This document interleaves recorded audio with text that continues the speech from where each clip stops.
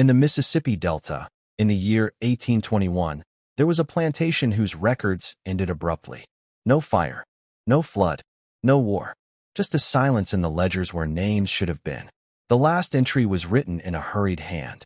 Remove Annie Turner before Sunday. By sunrise, Annie Turner was gone. No grave, no notice, no explanation. Only this: the enslaved workers refused to speak her name again. Churches along the river locked their doors at night. And for years afterward, plantation owners burned medical texts, herb journals, and handwritten prayers they could not read. Because Annie Turner knew something. Something old. Something precise.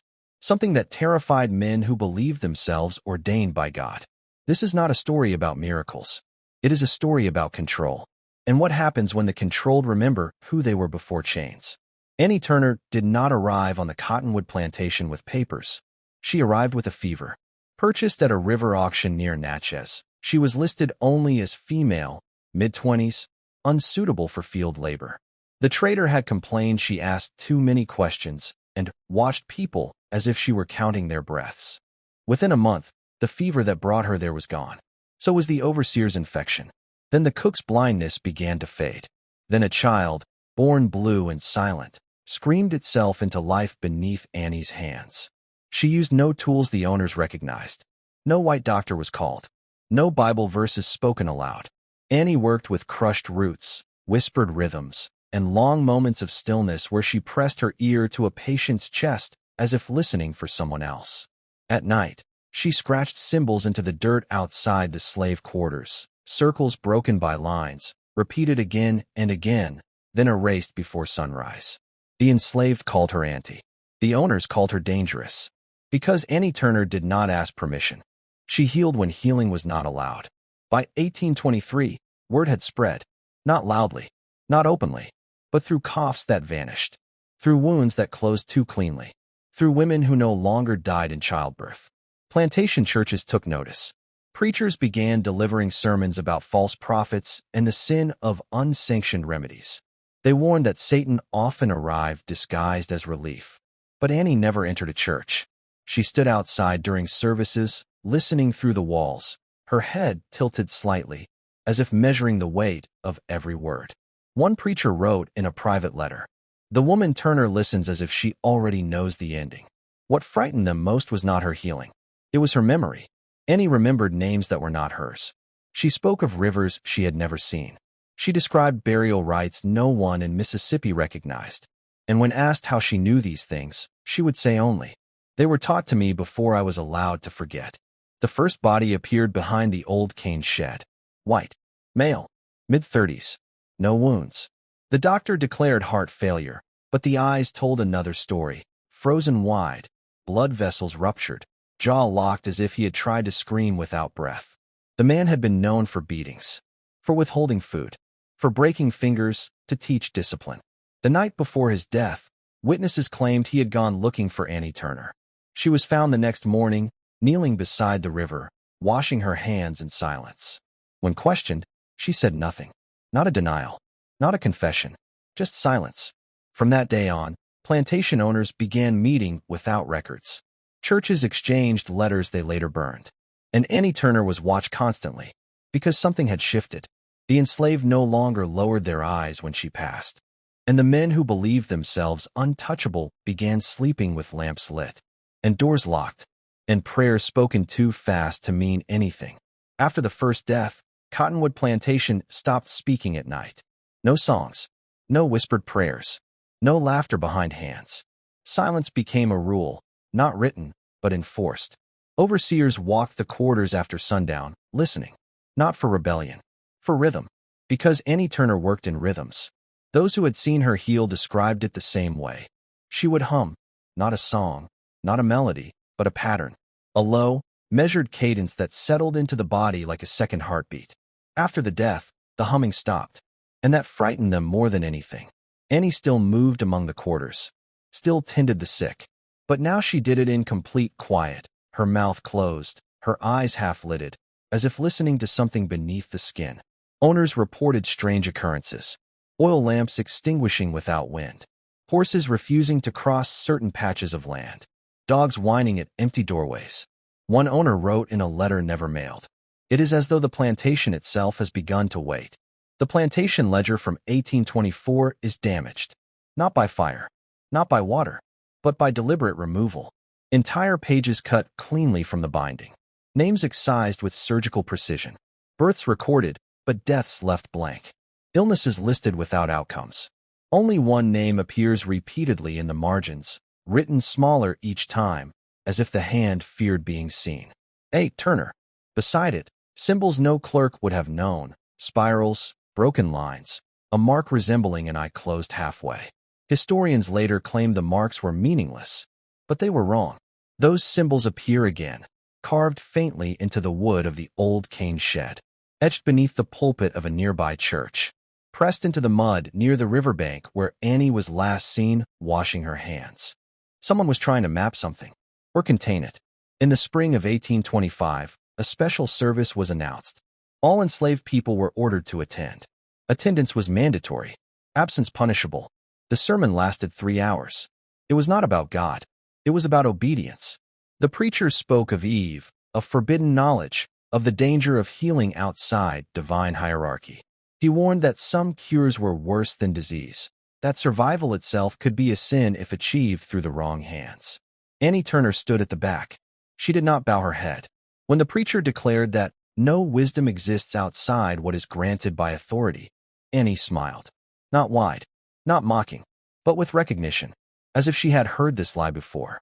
The second body was a child, white, 6 years old, son of a plantation owner, found in his bed, untouched, eyes closed peacefully, except for the blackened veins creeping up his neck, tracing a pattern identical to the markings Annie had drawn in the dirt weeks earlier.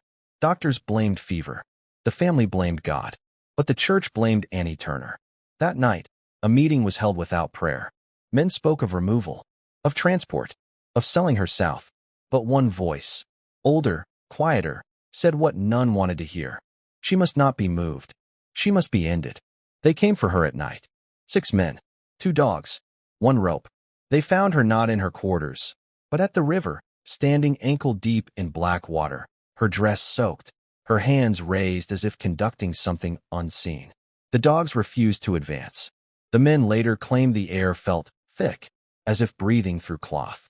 One said he heard voices, not words, but memories that were not his. Annie did not run. She turned, and spoke for the first time in weeks. "You are already late." The river surged. When morning came, 2 men were missing. The rope was found coiled neatly on the bank. Annie Turner was gone. Not escaped. Gone. Within days, Cottonwood Plantation began destroying records. Her name was struck from inventories. Testimonies silenced with threats. Churches revised sermons. Doctors altered case notes. Official history would later claim Annie Turner never existed. But erasure leaves scars. Because after her disappearance, healing stopped. Childbirth deaths rose. Infections spread. Fields went unharvested as workers fell ill. And every night, someone scratched symbols into the dirt outside the quarters. Symbols no one remembered learning. Symbols no one could stop drawing. Beneath St. Bartholomew's Chapel, 3 miles from Cottonwood Plantation, there was a room that did not appear on any blueprint.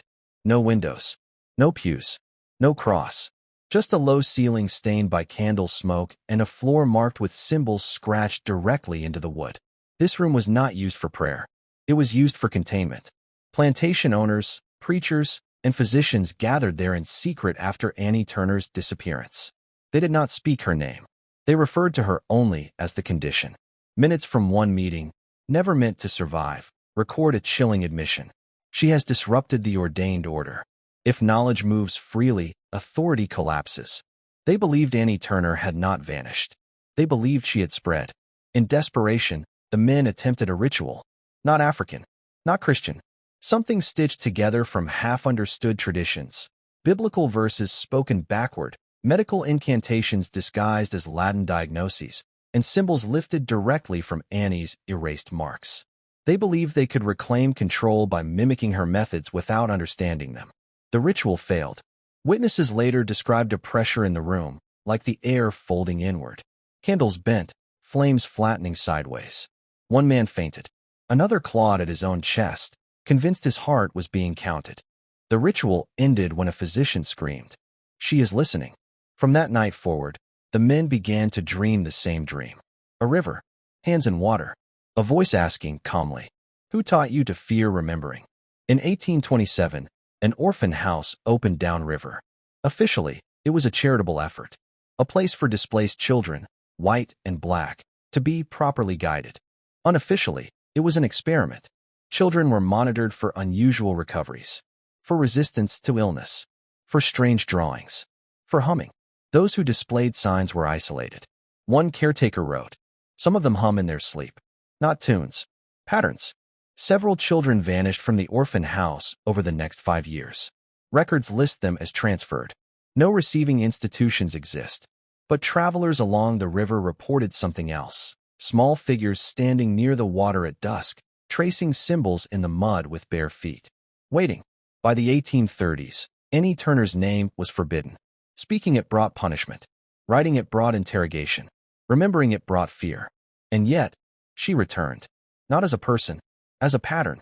Midwives began using techniques they swore they had never learned. Healers described instincts that guided their hands. Sick children recovered after elders whispered rhythms they could not explain. When asked where this knowledge came from, the answer was always the same. "I don't know. I just remembered." The plantation owners aged quickly. Many died without cause. Churches closed early. The orphan house burned. Accidentally, they said, taking all its records with it. But the river remained. And sometimes, at night, witnesses claimed to see a woman standing in the shallows, dressed dark with water, hands raised, not in warning, but in instruction, teaching the river to remember. By the late 1800s, the Delta had changed names, but not habits. Plantations rebranded themselves as estates. Overseers became managers. Churches modernized their sermons. But beneath the polish, the same fear remained, quiet, persistent, inherited. Because the knowledge Annie Turner carried had not died with her disappearance. It had nested. Children born decades later displayed the same instincts. They placed hands where pain lived without being told. They spoke to the sick in low, rhythmic patterns that calmed breathing. They understood when not to intervene, when the body needed to finish something on its own. Doctors called it coincidence. Preachers called it dangerous intuition. Families called it the knowing. No one called it Annie, but everyone felt her. In 1891, a junior clerk in Jackson discovered a locked archive room beneath a courthouse scheduled for renovation. No catalog, no index, just boxes marked with dates and a single symbol carved into the doorframe. A broken circle intersected by a line. Inside were confiscated journals, medical notes written by enslaved healers, sermon drafts never preached, letters between plantation owners describing containment failures and secondary spread. One letter, dated 1826, read, "Turner is no longer singular. The condition is transferable through memory." The clerk disappeared 3 weeks later. The room was sealed with brick.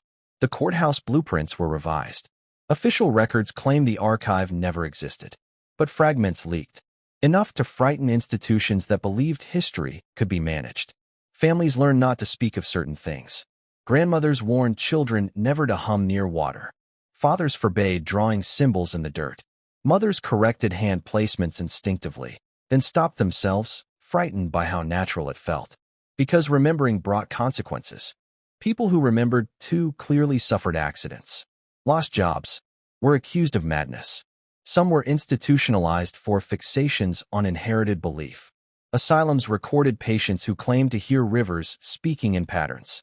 Doctors diagnosed hysteria. Treatment involved isolation. Silence was safer. That was the lesson passed down. But silence did not erase memory. It compressed it. In 1912, a coalition of church leaders and medical boards convened quietly. Their concern was not superstition. It was autonomy. Community healers were succeeding where institutions failed. People trusted inherited knowledge more than sanctioned authority, and that threatened the structure that had replaced plantations but retained their hierarchy. They issued new regulations, criminalized unlicensed healing, confiscated herbal texts, labeled ancestral practices as fraud. But enforcement revealed a problem. There was no single source to destroy, no Annie Turner to remove, only echoes. And echoes do not bleed. By the 1930s, Cottonwood Plantation was gone. The land flooded. The river reclaimed it. What remained lay beneath silt and reeds, unmarked on maps. But locals avoided the bend. Boats stalled there. Compasses misbehaved. Children reported dreams of standing in water, hands submerged, learning something wordless and exact. Elders said nothing. They only watched the river. Because some lessons are not taught aloud. They are absorbed. There is a mistake that history keeps making. It believes disappearance means defeat. Annie Turner did not vanish because she was weak. She vanished because she had become uncontainable. By the early 1940s, the Delta was threaded with hospitals, schools, and laws that promised order. But order is not the same as health, and it is not the same as truth. Elder midwives still closed doors and spoke softly before placing their hands. Old men still tapped rhythms on tabletops when words failed them. Children still woke from dreams knowing where pain lived, without ever being taught. No one called it Annie. But when asked where the knowledge came from, the answer remained unchanged. I don't know. I just remembered. In 1948, a woman named Ruth Calhoun was interviewed for a local folklore project. She was 93. She had been enslaved as a child on Cottonwood Plantation. When asked about Annie Turner, Ruth did not hesitate. She wasn't taken, Ruth said. She finished. The interviewer asked what she meant. Ruth leaned closer. Some people heal bodies. Some people heal memory. Annie healed what they tried to break, so it would never grow back. When asked where Annie went, Ruth smiled. Not kindly, not cruelly. Wherever remembering is dangerous. The final lie told about Annie Turner was that she practiced forbidden magic. That is easier than the truth. The truth is this. She practiced continuity. She remembered lineages that power structures depended on being erased. She understood bodies not as property, but as archives. She knew that trauma, when ignored, does not disappear, it metastasizes. And she knew something else. That institutions do not fear death. They fear independence. The records ended because they had to. Because a documented Annie Turner could be studied, categorized, dismissed. But a remembered Annie Turner? That could not be controlled. Plantation owners feared her because she proved that survival was not granted. It was reclaimed. Churches feared her because she bypassed hierarchy. Doctors feared her because she healed without permission. And permission was the true currency of the era. Annie Turner never asked for it. If you stand at the river bend where Cottonwood once stood, before sunrise, when fog presses low, you may feel it. A sensation like being counted. Not judged. Counted. As if something ancient is making sure you are still here. Still breathing. Still capable of remembering. Because the pattern Annie Turner began was never about vengeance. It was about continuation. This story was never meant to be told loudly. It survives in whispers, instincts, and moments when the body knows before the mind is allowed to. Annie Turner does not haunt the Delta. She inhabits it. And as long as there are people who remember without being taught, who heal without being authorized, who refuse to forget what was taken, she is not gone. She is working. History will tell you Annie Turner never existed. But history is written by those who needed her erased. The river remembers. And now, so do you.